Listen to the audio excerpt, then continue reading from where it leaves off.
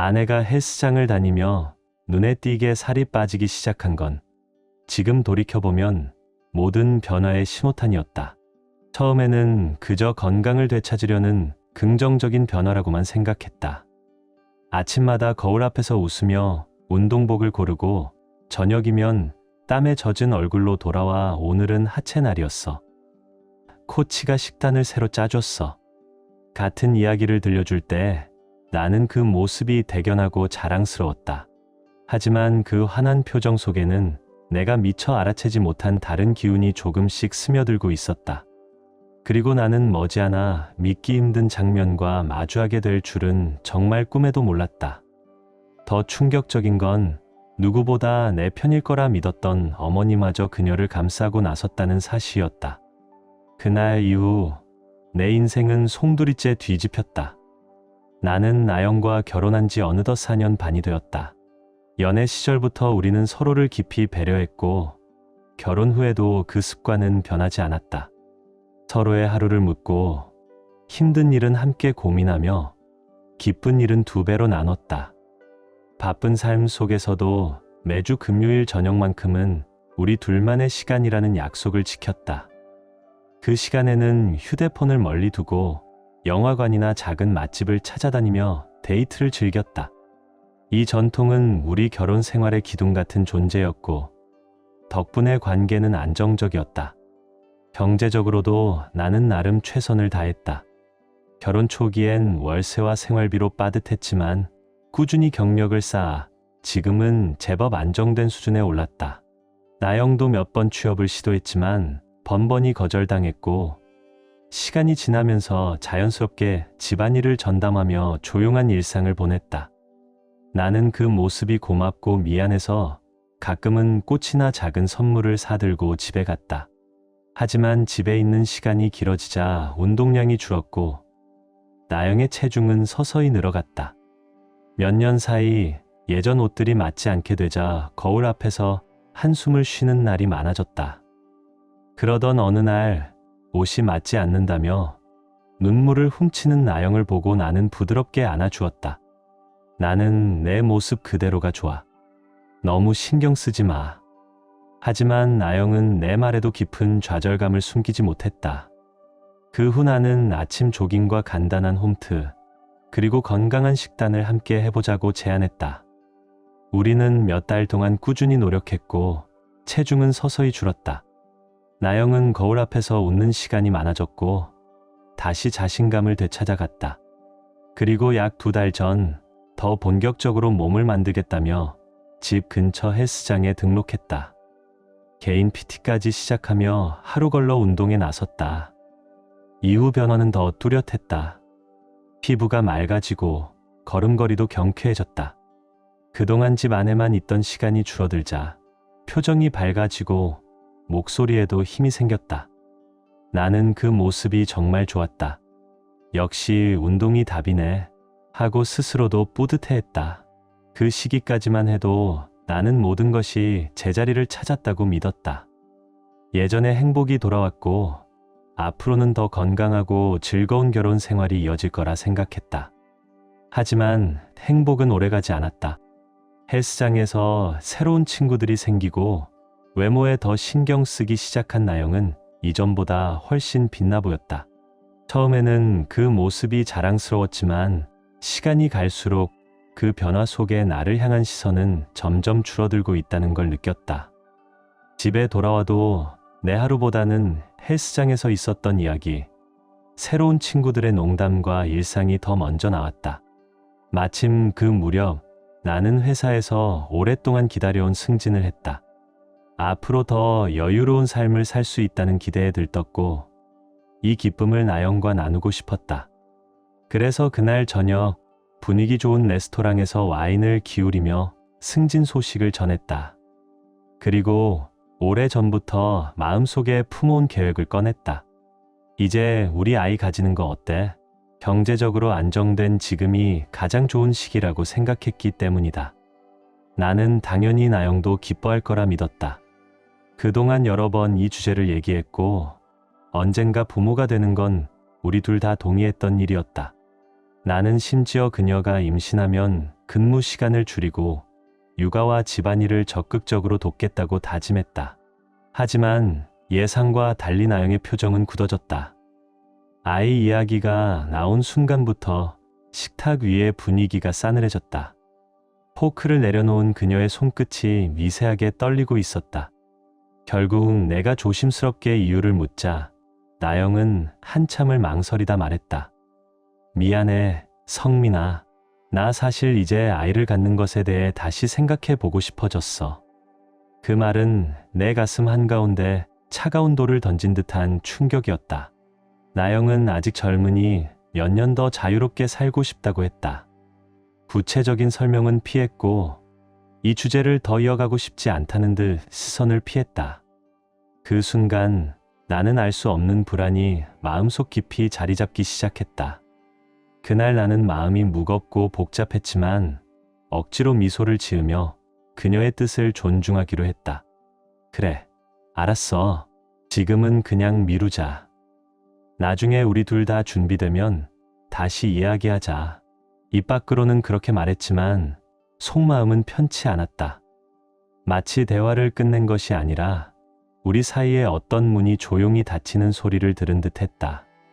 그날 저녁 분위기를 바꿔보려 다른 화제를 꺼냈지만 웃음은 오래가지 않았다.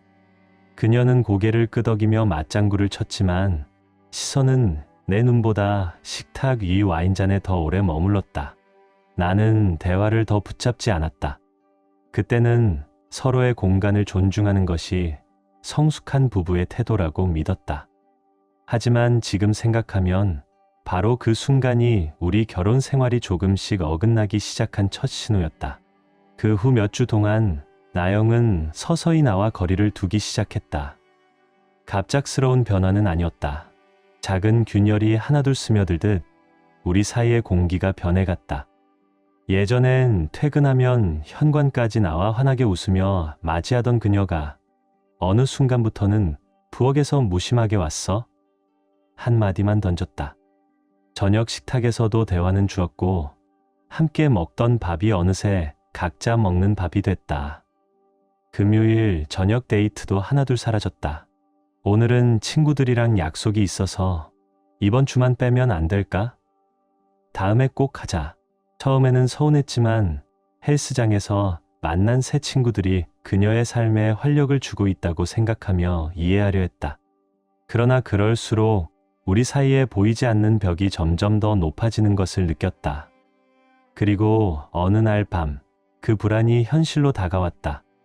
나영은 평소처럼 친구들이랑 잠깐 나갔다 올게 하고 집을 나섰다.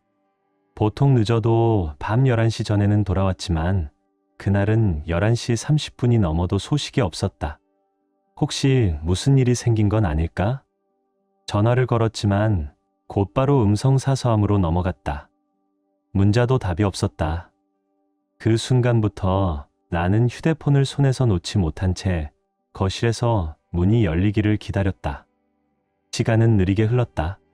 자정이 지나고 시계의 초침 소리와 냉장고의 모터 돌아가는 소리가 유난히 크게 들렸다. 내 심장은 점점 더 불안하게 뛰었다. 혹시 아프거나 다친 건 아닐까? 수십 가지 최악의 상황이 머릿속을 스쳤다. 새벽 1시 30분, 초인종 소리가 울렸다. 현관문을 열자 강한 술 냄새가 한순간에 거실로 밀려 들어왔다. 그 한가운데 몸을 가누지 못할 만큼 취한 나영이 서 있었다. 그녀의 팔을 붙잡고 부축하던 남자, 그리고 뒤따라온 두세 명의 젊은이들 모두 헬스장에서 몇 번 본 얼굴들이었다. 나는 당황했지만 일단 그들을 집 안으로 들였다. 남자는 조심스럽게 나영을 소파에 눕혔다. 그녀는 눈을 감은 채 숨소리만 거칠게 내쉬고 있었다. 그때 함께 온 한 여자가 상황을 설명했다. 오늘이 나영의 생일이라 술을 조금 과하게 마셨고 예상보다 취해버렸다고 했다. 나는 깜짝 놀랐다. 나영은 원래 와인 한 잔 이상 마시지 않던 사람이었으니까. 그 여자는 나영이 집에 안전하게 도착하도록 직접 데려다 준 것뿐이라며 휴대폰과 가방을 내밀었다. 나는 고맙다고 말했지만 속에서는 알 수 없는 불길함이 점점 커져갔다. 그 자리에서 나는 가볍게 물었다. 혹시 다들 몇 살이신가요? 그들은 웃으며 대답했다. 저희 20대 초반이에요. 그 대답이 내 마음을 이상하게 흔들었다. 그 중에서도 나영을 부축하던 남자가 유독 눈에 띄었다. 현석이라고 헬스장에서 나영과 가장 친하게 지낸다고 했다. 그들이 떠난 뒤 거실에는 술 냄새와 깊은 정적만 남았다. 소파에 쓰러져 있는 아내를 바라보며 나는 속으로 되뇌었다. 이 사람이 정말 내가 알던 나영이 맞을까? 젊은 친구들과 어울려 새벽까지 술을 마시고 돌아온 그녀의 모습은 내가 사랑했던 아내의 모습과 전혀 겹쳐지지 않았다. 수많은 의문이 떠올랐지만 답은 그녀가 깨어나야만 들을 수 있었다. 다음 날 아침 부엌에서 커피를 내리며 나는 조심스럽게 전날 밤 이야기를 꺼냈다. 잔을 그녀 앞에 내려놓으며 최대한 부드러운 목소리로 물었다. 어제 그렇게까지 취하게 된 건 어떻게 된 거야? 무슨 일이 있었는지 말해줄래? 나영은 눈을 비비며 하품을 한 번 하고는 마치 대수롭지 않은 일이라는 듯 가볍게 웃었다. 그냥 친구들이랑 놀다가 술 좀 많이 마신 거야. 별일 아니야. 그녀는 어깨를 으쓱하며 지나치게 취한 건 자신도 민망했다고 덧붙였다. 그리고는 다시는 이런 일 없을 거라 약속하듯 말했다. 나도 어제는 좀 심했어. 다음부턴 절대 이렇게 안 할게. 너무 심각하게 받아들이지 마. 하지만 그 말을 듣고도 내 속에 뿌리 내린 불안감은 사라지지 않았다. 잔을 들어 한 모금 마시고 나는 조심스레 물었다. 혹시 누가 술에 뭔가 이상한 걸 넣은 건 아냐? 너무 취해서 걱정돼서 그래. 그러자 나영은 얼굴을 찌푸리며 고개를 저었다. 제발 과하게 생각하지 마. 그냥 내가 실수로 많이 마신 거야. 친구들이 그럴 리 없어. 그녀의 목소리에는 살짝 짜증이 묻어 있었다. 모든 건 내 잘못이야. 그냥 내가 조절 못한 거라고. 나는 잠시 숨을 고르고 다른 방식으로 물었다.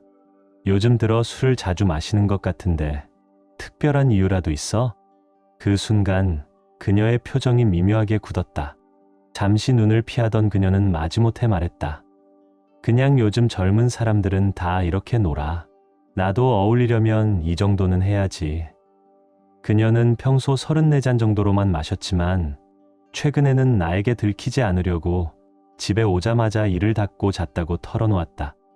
그 말을 듣는 순간 나는 술을 마신 사실보다 그걸 나한테 숨겼다는 점에 더 큰 충격을 받았다. 머릿속에 스친 생각은 하나였다. 그동안 나에게 숨긴 게 이거 하나뿐일까? 나는 숨을 깊게 들이마시고 물었다. 그래서 그동안 나를 친구들에게 소개하지 않은 이유가 그거야? 혹시 내가 만나면 뭔가 들킬까봐 그랬던 거야? 나영은 눈을 굴리며 한숨을 쉬더니 귀찮다는 듯 고개를 저었다. 꼭 내가 내 친구들을 만나야 하는 건 아니잖아. 왜 이렇게 오버해? 나는 목소리를 낮추며 차분하게 말했다. 나는 내가 새로운 친구를 사귀는 걸 한 번도 반대한 적 없어. 다만 왜 그걸 나한테 말하지 않았는지 알고 싶을 뿐이야. 그러자 그녀는 마지못해 입을 열었다. 헬스장에서 나이 많은 사람들과는 어울리기 힘들었고 젊은 친구들이 자신을 따뜻하게 대해줘서 즐거웠다고 했다. 그 사람들은 날 있는 그대로 봐줘.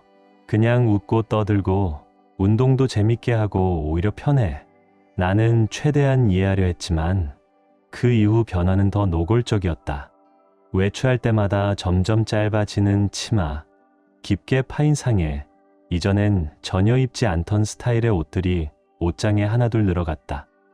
귀가 시간은 더 늦어졌고 술에 취해 새벽에 돌아오는 일이 잦아졌다. 그리고 어느새 집안일은 완전히 손을 놓았다. 퇴근 후 피곤한 몸을 이끌고 현관문을 열면 반겨주는 건 정리되지 않은 거실과 싱크대에 쌓인 설거지뿐이었다. 차려진 저녁 식사는커녕 냉장고 속은 텅 비어 있었다. 나는 회사 업무로 이미 지쳐 있었는데 집안일까지 떠맡게 된 현실이 버거웠다. 그런데도 나영은 전혀 개의치 않는 듯 바깥 생활에만 몰두했다. 결국 나는 이 상황을 혼자 감당할 수 없어 가장 믿는 친구 한 명에게 털어놓았다. 술자리, 집안일 방치, 그리고 멀어지는 태도까지 모두 이야기하자 친구는 잠시 생각하더니 고개를 저었다. 이건 그냥 생활 패턴이 바뀐 정도가 아니야. 완전 경고 신호야. 그의 목소리는 단호했다. 혹시 나영이 바람 피우고 있을 가능성 진지하게 생각해 본 적 있어? 나는 말문이 막혔다. 그 가능성을 단 한 번도 떠올리지 않은 건 아니었다. 하지만 스스로 그 생각을 부정해왔다.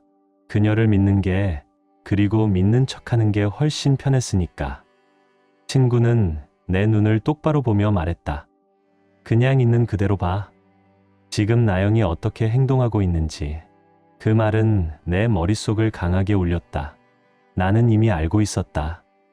나영은 더 이상 예전의 나영이 아니라는 것을.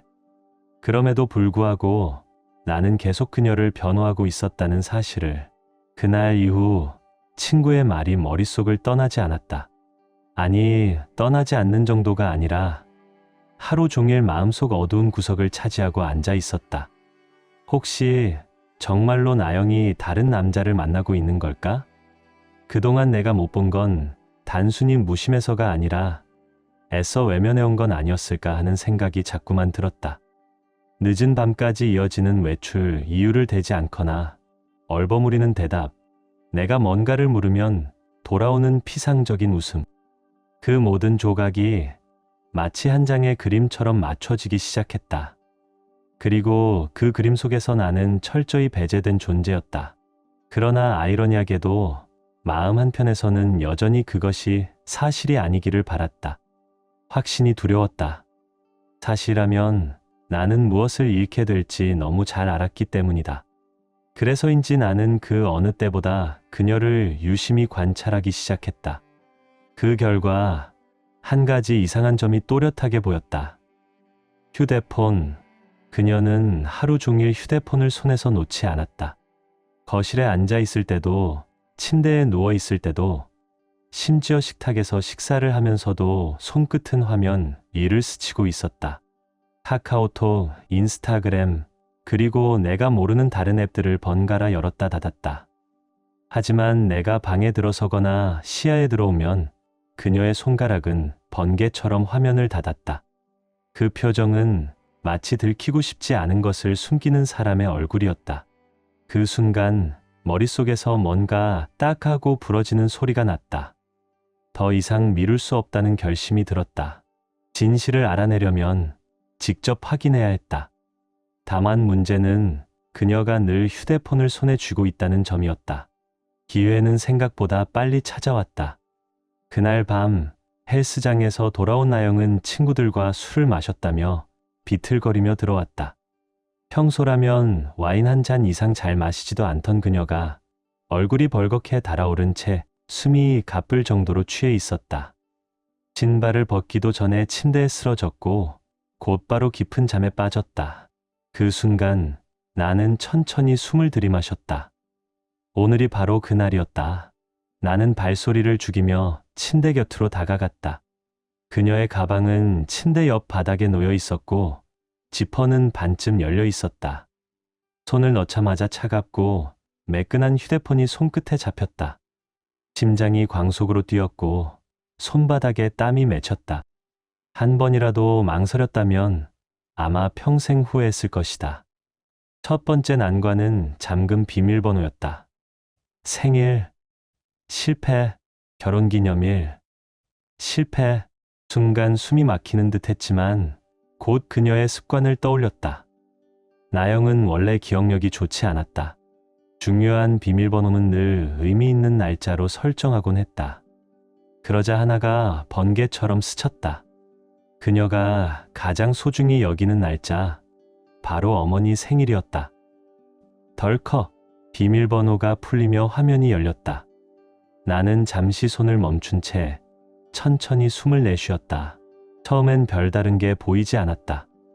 헬스장 친구들과의 단순한 대화, 평범한 일상 사진, 운동 기록들. 그러다 그 이름이 나타났다. 현서. 그 순간 가슴이 세게 죄어들었다. 대화를 열자마자 숨이 턱 막혔다. 장난처럼 보일 수도 있는 문장들이었지만 그 안에는 너무나 노골적인 감정과 은밀한 뉘앙스가 숨겨져 있었다.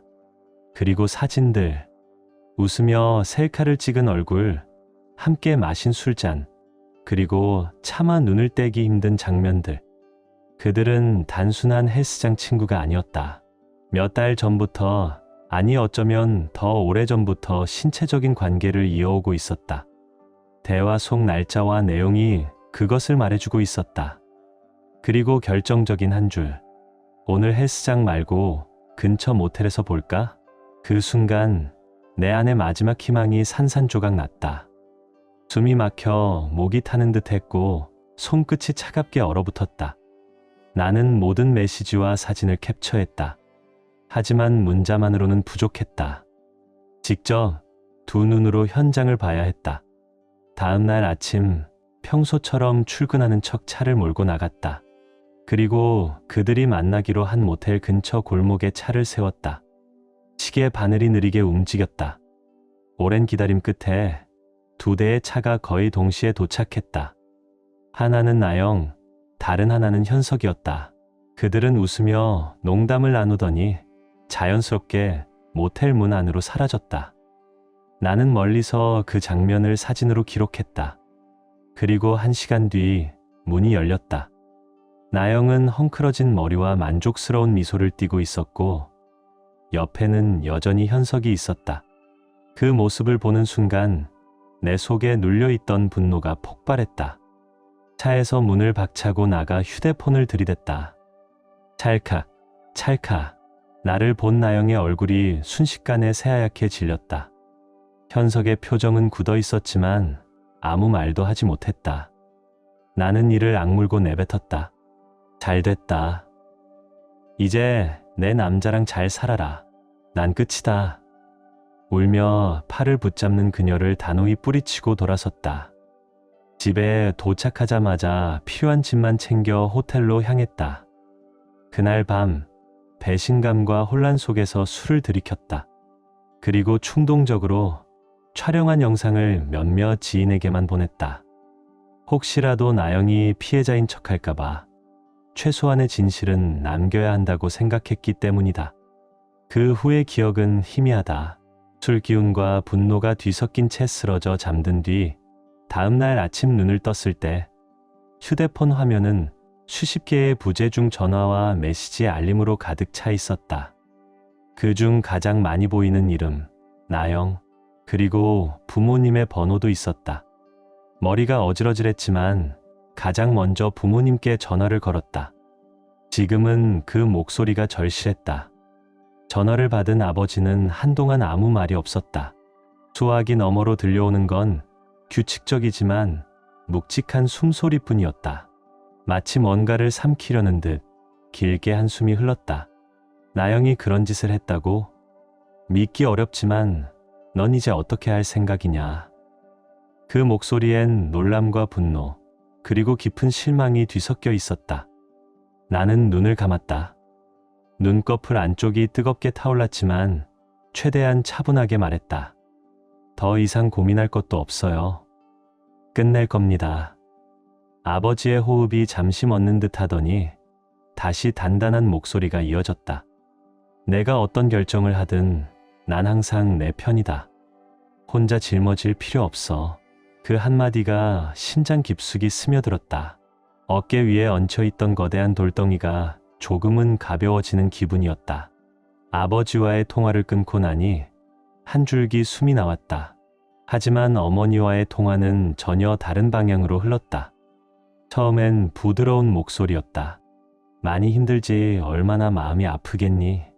나는 잠시 마음이 놓였지만 곧 그녀의 말투가 미묘하게 바뀌었다. 성민아, 내가 화난 건 이해해. 하지만 감정에만 휩쓸리지 말고 차분히 생각해보면 안 되겠니? 나는 순간 말을 잃었다. 어머니, 나영이 바람을 피웠어요. 그걸 알고도 그냥 넘어가라는 말씀이에요? 수화기 너머에서 어머니의 짧은 한숨이 들렸다. 가족 안에서도 이런 일이 일어날 수 있어. 세상이 그렇게 흑백으로만 나뉘진 않아. 그 말은 날카로운 가시처럼 가슴에 박혔다. 실수, 바람을 실수라고 치부할 수 있는 건가? 머릿속이 복잡해졌다. 참다 못해 나는 거의 속을 들여다보듯 물었다. 어머니 혹시 아버지한테 그런 적 있어요? 잠시 아주 짧지만 무겁고 길게 느껴지는 침묵이 흘렀다. 수화기 너머로는 대답 대신 낮고 무거운 호흡 소리만 들렸다. 그 침묵 속에서 오래전 기억들이 불쑥 되살아났다. 어릴 적 어느 날 밤늦게까지 돌아오지 않던 어머니를 기다리며 아버지가 말없이 술잔을 기울이던 모습. 전화벨이 몇 번이나 울렸지만 아버지는 받지 않고 그저 술을 들이켰다. 그때는 그저 사소한 어른들의 일이라고만 생각했는데 지금은 모든 장면이 하나의 퍼즐 조각처럼 맞물려 들어갔다. 나는 스스로를 다그쳤다. 혹시 내가 과하게 생각하는 건 아닐까? 그렇지만 마음 깊숙이선 또 다른 목소리가 속삭였다. 아니야, 어머니에게도 뭔가 숨겨진 진실이 있는 거야. 그날 밤 나는 잠을 이루지 못했다.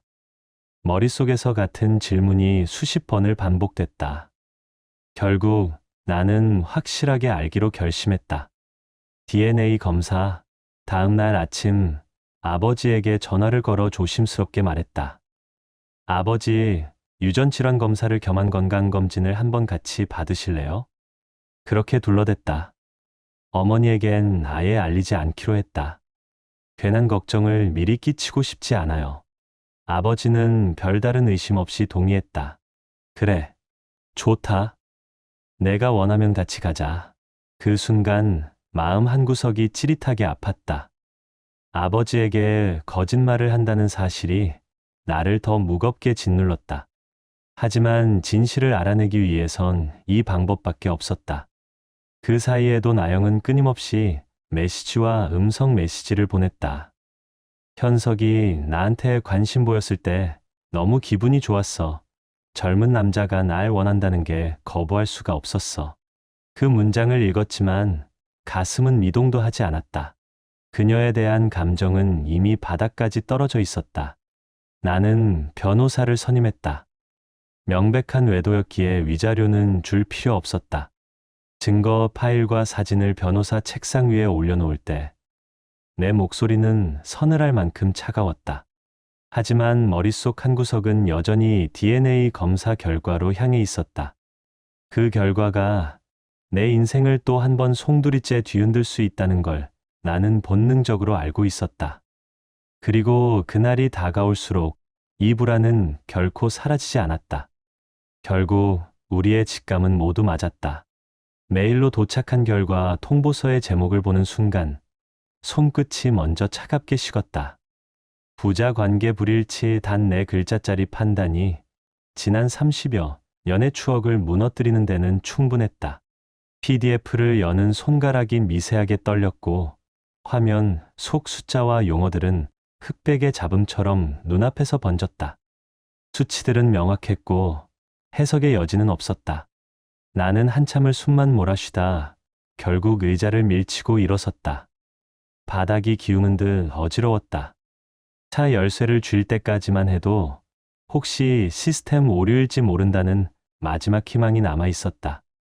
하지만 시동을 걸자 엔진의 진동이 결과의 문장과 겹쳐 박동처럼 가슴을 두드렸다.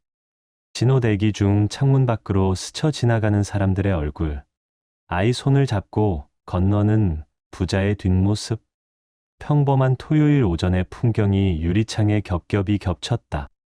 나는 방향지시등을 켰다가 끄기를 몇 번이나 반복했다. 목적지는 하나뿐이었다. 부모님 댁. 문을 열고 들어서자 거실에 놓인 오래된 공기청정기가 낮게 웅웅거렸다. 아버지는 신문을 반쯤 접은 채 나를 올려다보았고 어머니는 싱크대 쪽에서 컵을 닦다 말고 멈춰섰다. 말없이 휴대폰을 내밀었다. 아버지가 화면을 가져다 보며 확대하고 또 확대했다. 종이가 아닌 화면이라 손가락을 떼면 다시 원래 크기로 돌아간다. 그 단순한 동작이 어찌나 잔인하게 느껴지던지. 나영일도 벅찬데 이게 뭐냐. 아버지의 목소리는 낮았지만 갈라져 있었다. 옆에서 어머니가 컵을 내려놓는 소리가 또렷하게 들렸다. 유리의 얇은 울림이 집 안에 둔탁하게 퍼졌다. 아버지는 불일치라는 단어에서 눈을 떼지 못했다. 그 단어가 방 안의 공기를 바꿔놓았다. 나는 숨을 들이마시기도 내쉬기도 어려웠다. 어머니의 얼굴은 순간적으로 새하얗게 질렸다가 곧 미세하게 떨리기 시작했다. 병원에서 잘못 보낸 건 아닐까? 그녀의 말은 질문이라기보다 자기 암시처럼 들렸다. 나는 고개를 저었다. 2번 검증했고 다른 기관에서 교차로 확인까지 했다고 최대한 흔들리지 않으려 애쓰며 말했다. 말이 입술을 떠날 때마다 목이 마른 모래처럼 갈라졌다. 침묵이 길어졌다. 오래된 벽시계의 초침이 유난히 크게 딸깍거렸다. 결국 아버지가 조용히 말했다. 사실이냐? 그 한마디에 공간이 무너졌다. 어머니는 처음엔 고개를 세게 내저었다. 그럴 리가 없어. 내 아버지한테 평생. 그러나 말끝이 흐려졌고 눈동자가 공중 어딘가를 맴돌았다. 나는 의자에 앉으려다 다시 일어섰다. 몸 안에 무게중심이 사라진 듯 휘청였다. 35해 전 일이야. 어머니의 목소리가 마침내 갈라져 나왔다. 그때 나는 정말 어리석었지. 그녀는 식탁 의자에 천천히 앉으며 2 손을 무릎 위에서 맞잡았다. 이야기의 문이 열리자 그 너머에서 오래 숨죽여 있던 공기가 터져나오는 것 같았다. 젊은 시절 직장의 새로운 남자, 퇴근길 커피 한 잔이 몇 번의 대화로 바뀌고 위로가 애틋함으로 미끄러지듯 넘어갔다고 했다. 내 아버지와도 그때는 관계가 전혀 없었던 건 아니었어. 그래서 혹시라도 너가 그분 아이가 아닐 수도 있다고 스스로를 속였어. 마지막 문장에서 그녀는 눈을 감았다. 나는 어릴 적 사진들을 떠올렸다. 생일 케이크 앞에서 촛불을 부는 나, 뒤에서 2 손으로 내 어깨를 감싸 안는 아버지. 주말마다 공원에서 자전거를 가르쳐 주던 여름, 낙엽길을 함께 걷던 가을, 군복무를 마치고 제대하던 날 눈시울이 붉어진 아버지의 모습. 그 모든 순간을 지탱해온 말 하나 아버지. 그 말의 뿌리가 오늘 바닥까지 드러난 셈이었다. 왜 말하지 않았느냐? 아버지의 목소리는 낮았지만 칼날처럼 예리했다. 어머니는 눈물을 훔치며 겨우 대답했다. 가정을 지키고 싶었어. 그 사람과는 바로 모든 걸 끊었고 다시는 연락하지 않았어. 내가 태어났을 때 머리색을 보고 거의 확신했지만 그래도 우리 셋이 함께라면 괜찮을 거라고 그렇게 믿고 살아왔어. 믿음이라는 단어가 이토록 무거웠던 적이 있었던가. 아버지는 고개를 떨군 채 한동안 입을 열지 않았다. 손마디가 흰색이 될 만큼 주먹을 꽉 쥐고 있었다. 나는 한 번도 의심하지 않았다. 그의 말은 선언 같았고 동시에 자책 같았다. 의심할 이유가 없었으니까. 그 눈길이 내게로 와서 멈췄다. 넌 내 아들이다. 그건 변하지 않는다. 순간 가슴이 무너져 내렸다가 다시 서서히 일어서는 느낌이 들었다. 나는 그 자리에서 처음으로 소리내어 울었다. 어떤 관계는 피가 아니라 시간으로 이어진다는 것을 그때 비로소 알았다. 하지만 용서는 또 다른 문제였다. 어머니의 고백이 마무리되자 집 안의 공기는 더 이상 같은 공기가 아니었다. 아버지는 자리에서 일어나 방으로 들어갔다가 여행용 가방을 꺼내왔다. 지퍼가 열리고 닫히는 소리가 이상하게 크게 들렸다. 오늘 밤은 나가 있겠다. 간단한 문장 뒤에 허물어진 신뢰의 잔해가 길게 드리워졌다. 어머니가 팔을 붙잡고 울부짖었다. 당신, 제발. 그러나 아버지는 단호했다. 짐은 차차 정리하지. 우선 이 집을 비워야 할 사람은 너다. 나는 어머니의 팔을 떼어내지도 붙잡아주지도 못했다. 한쪽에는 나를 길러온 사람의 절망이, 다른 한쪽에는 나를 지켜온 사람의 분노가 있었다. 양쪽 다 내게는 부모였다. 그날 저녁 아버지와 나는 근처 호텔의 방을 잡았다. 엘리베이터 거울 속 아버지의 얼굴은 생기가 빠져나간 듯 보였다. 체크인 카운터 위에 올려둔 신분증이 잠시 흔들렸다가 멈췄다. 방에 들어서도 우리는 오래 말이 없었다. TV를 켜두었지만 화면 속 앵커의 입모양만 보였고 소리는 귀에 닿지 않았다. 침대 끝에 걸터 앉은 아버지는 손가락으로 이불의 박음질을 천천히 더듬었다. 그 세밀한 움직임이 모든 감정을 대신하는 듯 했다. 내가 조심스럽게 물었다. 아버지, 괜찮으세요? 대답 대신 긴 숨이 흘렀다. 괜찮아질 거다. 주어가 누구인지 묻지 않았다. 우리 둘 다일 수도 누구도 아닐 수도 있었다. 한참 뒤 아버지는 천천히 입을 열었다. 내가 내 친자가 아니라고 해도 넌 내 아들이다. 그건 절대 변하지 않아. 말끝이 떨렸지만 확고했다. 나는 고개를 숙였다. 눈물이 다시 고였다. 그 말이 오늘 하루를 버티게 해주었다. 동시에 다시는 되돌릴 수 없는 선이 우리 뒤에 그어졌다는 사실도 선명해졌다. 밤이 깊어갈수록 호텔 창밖의 도로는 한산해졌다. 간헐적으로 지나가는 헤드라이트가 천장에 흰 선을 그었다가 사라졌다. 나는 그 빛의 잔상을 따라가며 생각했다. 배신은 한 번에 오지 않는다. 작은 균열이 모여 벽이 되는 것처럼 오래된 침묵들이 쌓여 어느 날 문장 하나로 무너진다. 오늘은 그 문장이 도착한 날이었다. 그리고 내일은 무너진 자리에서 무엇을 세울지 선택해야 하는 날이 될 것이다. 결국 어머니는 떠났다. 그녀는 몇 벌의 옷과 세면도구만 간단히 챙겨 작은 가방에 넣었다. 집을 나서는 발걸음은 무겁고 느렸지만 단 한 번도 나나 아버지를 돌아보지 않았다. 현관문이 닫히는 순간 마치 오래된 가족사진 속 한 인물이 갑자기 지워진 듯한 공허함이 거실을 메웠다. 어머니는 자신의 언니 집으로 가서 머물기로 했다. 평생을 함께한 집을 떠나는 일이 어떤 감정일지는 나도 상상하기 어려웠지만 적어도 지금 내 마음은 그 빈자리를 그리워할 만큼 부드럽지 않았다. 그리고 나는 그녀를 단 한 번도 찾아가지 않았다. 전화도 문자도 하지 않았다. 그동안 내가 믿어온 이야기들이 모두 거짓이었다는 사실이 너무 깊게 박혀 있었다. 나는 어머니를 바라볼 수도 없었다. 내가 알고 있던 그 따뜻한 미소와 매년 생일마다 준비해주던 손편지들이 이제는 모두 위선처럼 느껴졌다. 용서는커녕 기억을 꺼내는 것조차 힘들었다. 아버지는 침묵 속에서 움직였다. 이번 주 그는 변호사와의 첫 상담을 마치고 정식으로 이혼 절차에 들어갔다. 내 앞에서 한숨을 내쉬는 대신 서류를 차분히 확인하고 서명을 마쳤다. 그 단호한 모습은 아버지가 지금 얼마나 결심했는지를 보여주고 있었다. 나는 별도로 변호사를 통해 나영에게도 이혼 서류를 정식으로 전달했다. 내용 증명을 보내면서 즉시 집을 비울 것을 명시했다. 하지만 예상대로 나영은 쉽게 받아들이지 않았다. 며칠 후 그녀는 전화를 수십 통 걸어왔고 내가 받지 않자 문자로 한 번만 만나달라는 말을 반복했다. 그리고 기어이 그 뻔뻔스러운 발걸음이 내 직장까지 닿았다. 점심시간이 막 시작된 사무실 로비에서 나영은 눈물을 흘리며 내 앞을 가로막았다. 제발 우리 다시 얘기하자. 한 번만 기회를 줘. 그 순간 주위 직원들의 시선이 모였다.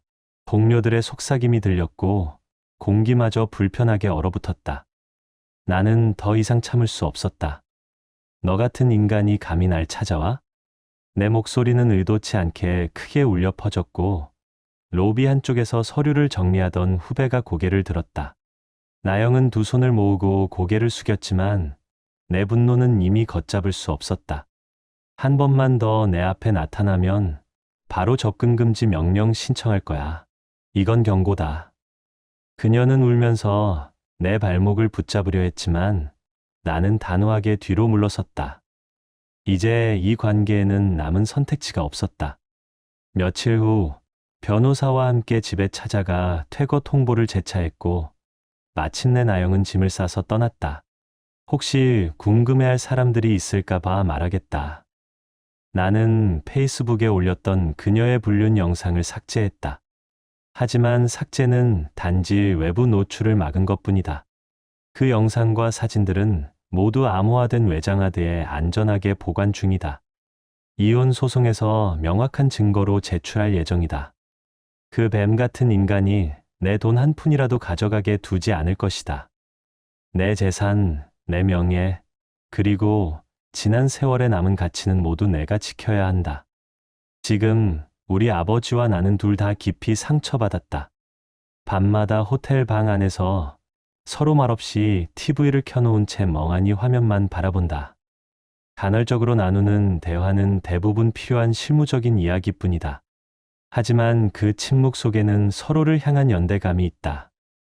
우리는 각자 다른 사람에게 배신당했지만 지금은 같은 배에서 같은 방향을 바라보고 있다. 우리는 과거에 얽매이지 않기로 결심했다. 아버지는 퇴직 후 계획했던 여행 이야기를 다시 꺼내며 언젠가 너랑 떠나자고 했다. 나는 고개를 끄덕였다. 언젠가는 모든 절차가 끝난 뒤 숨 쉴 공간이 생겼을 때. 여기까지 제 이야기를 끝까지 들어주셔서 정말 고맙습니다. 솔직히 이런 배신을 제 인생에서 직접 겪게 될 줄은 꿈에도 몰랐습니다. 하지만 지금 저는 더 이상 과거에 머물지 않겠습니다. 배신자들은 다 떠났고 남은 건 진짜 내 사람들 뿐입니다. 앞으로는 더 단단해지고 더 현명해질 겁니다. 혹시 제 이야기에서 무언가를 느끼셨다면 구독과 좋아요로 응원 부탁드립니다. 여러분의 관심이 저를 버티게 하는 힘이 됩니다. 다음 이야기에서 저는 이 모든 후폭풍 이후에 어떻게 새로운 삶을 시작했는지 들려드리겠습니다. 우리 다시 만나요.